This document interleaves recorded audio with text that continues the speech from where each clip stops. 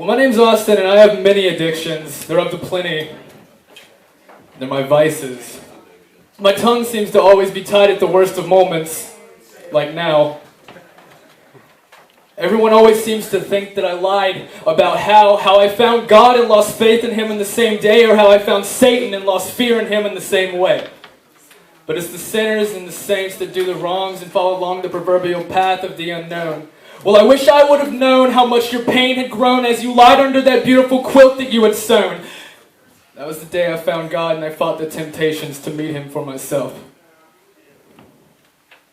I had to refrain from swallowing those pills upon the shelf. We spoke of trials and tribulations and all of my wrongdoings. He taught me that it was acceptance that lit my path and not the sins of my selfish past.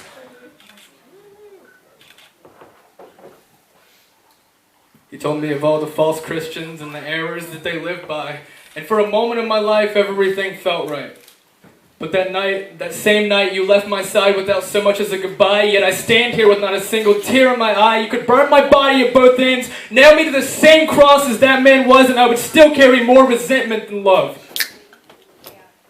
I found the devil in the same hour that you left, and I fought nothing, and I thought this to be best. So do your best to bury me. I'll sell my soul. No, you can have it for free because it means nothing to me. Thank you.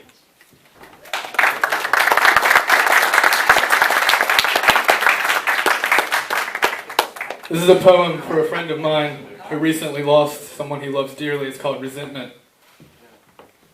It's like the Spirit answered all of my prayers and now I resent Him for it. Well, I used to take so much time for myself to just sit and be silent. I haven't heard that sound in years, but I've replaced it with a lot of voices that claim to be God. The first poem I ever wrote was about San Francisco and the homeless.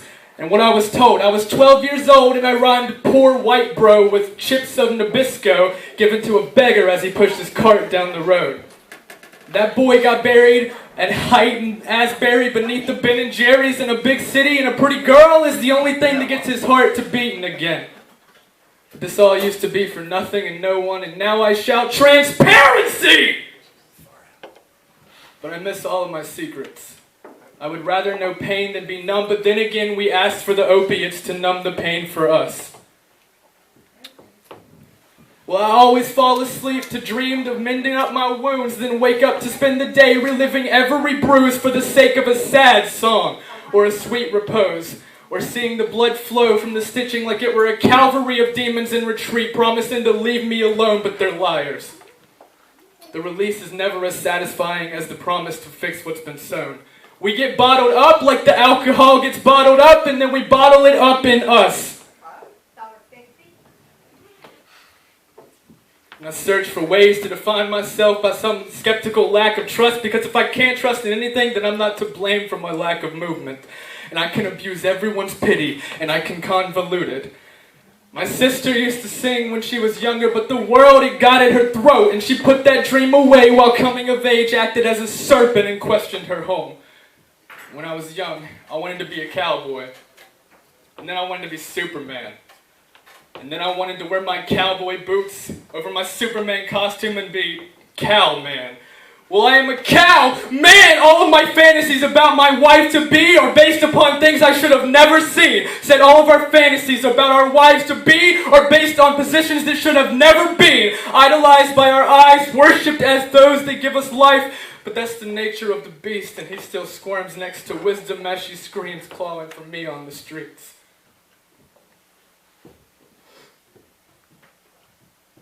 And how does life begin as a seed that turns to scream out for something like someone misnamed gift for to be inherently found wanting? If there is so much joy to be had, then tell me where I went wrong, because for all the times I've tried to satisfy my mom, I still cannot write one joyful song. So Mom, I tried. And near October I thought that I could do it, but November threw us into a whirlwind again, and come January I knew it. All of the things I told my fans about the hope that I had found are lying in a hotel bathroom in a puddle of blood on the ground. And someone will love it because it's honest, and someone will hate it because it's crude. But as for me, for every time I give my testimony to a crowd, I'll lie awake at night and wonder if I told the truth. So God, forgive me. I believe a lot of lies that come from the mouths of a lot of good liars, namely me. And I'd rather tie a millstone around my neck and throw myself into the sea than perpetuate some emotionally driven blasphemy that you don't care for the suffering. Suffering servant, give your children eyes to see the wonders that you have for them and ears to hear the direction for their wandering, wandering feet. At the cross, the promise we receive, I will grieve with you with groanings too deep for words. I will sympathize with the temptation to believe the lies that you have heard. I will mourn over the loss of feminine families and friends, and I will defeat death so you know that death is not the end. So at the cross of Christ I know that the bonds of sin are broken, that they bar the gates of hell for me, and heaven's doors are open as wide as my sweet Savior's arms were when he stretched out and he died upon that cross. And at the cross of Christ I know that despair has been removed, that it drowns beneath the crushing weight of hope as found in you. As blood flows in puddles to cover every self-inflicted bruise, murder becomes salvation, the resurrected truth. At the cross of Christ I know that anger has found its vengeance, that righteousness became sin for me, and only at the remembrance of a man acquainted with sorrows do I stand forgiven for my resentment as wrath and justice turn aside to crucify my defendant.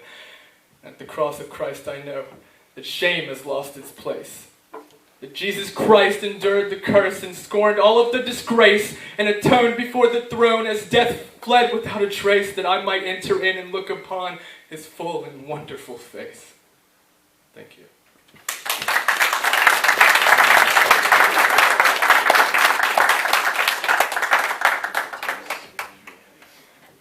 I came from the bottom of the barrel.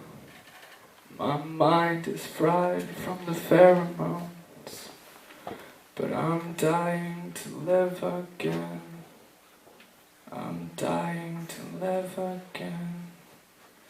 So please listen.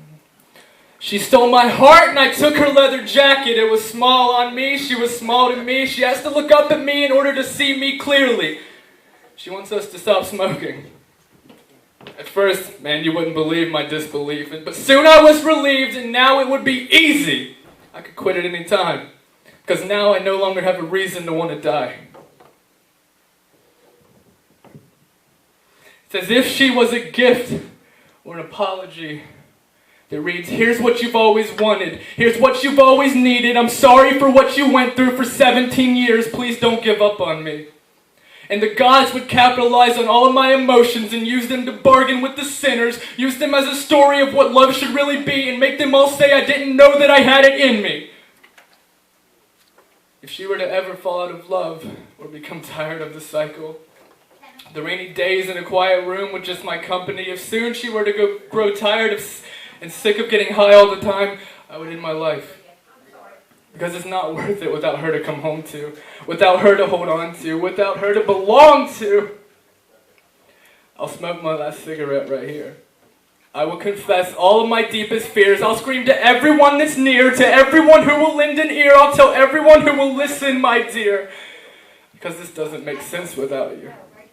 My heart doesn't know how to beat without your presence. My lungs don't know how to breathe without your essence. I swear to God that when I die I will be buried by your side, and on that tombstone so divine will be our names carved together on the same line.